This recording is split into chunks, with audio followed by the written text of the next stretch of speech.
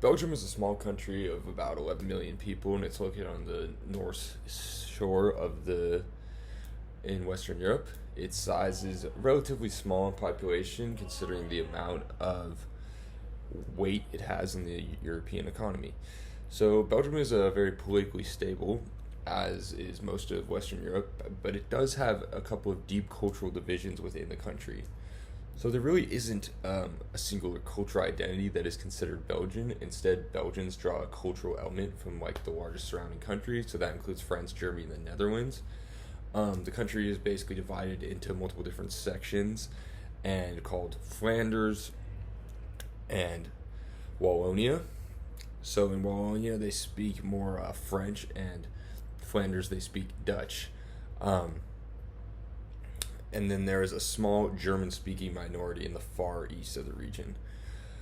So, the cultural and linguistic divisions of these countries have kind of led to this long-standing power struggle between these two different cultures. And so then that can kind of come into the business world, and that's really important for somebody to know if they're going to come into this country and try and move up very quickly and be a strong leader.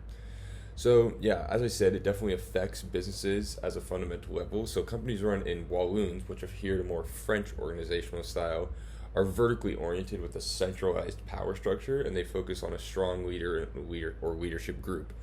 On the other side, Flemish businesses are more influenced by the Dutch organization model, which embraces more of an egalitarian and collaborative structure. Overall, the trend in Belgium is to flatter organizational structures and our higher degree of collaboration, but understanding the cultural background of the company that you're working in is critical if you're going to establish good relations and move up quickly within the company. So pragmatism is key, regardless what part of the country you hail from. They're pragmatic when it comes to meeting, in contrast to a lot of other European countries where a lot of people will talk shop over dinner or drinks. But in Belgium, meetings are very professional to the point, and they're solution driven. Another point that's very important is public confrontation is very frowned upon, and compromising with the leader is usually the best way to move up quickly.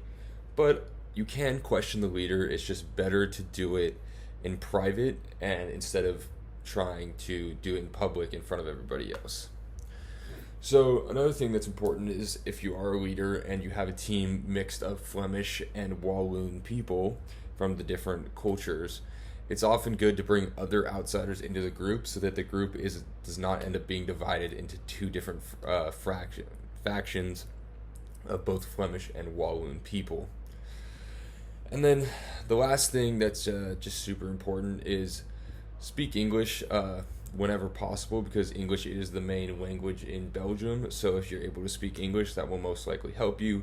If you speak Dutch, French, or German, you will be able to get by most likely, but you run the risk of identifying with either a Flemish or Walloon interest, and that's probably not what you want, because you want to be able to act in the middle of both of them, and that way you'll probably be able to move up quicker be in a company and become a really strong leader within the company.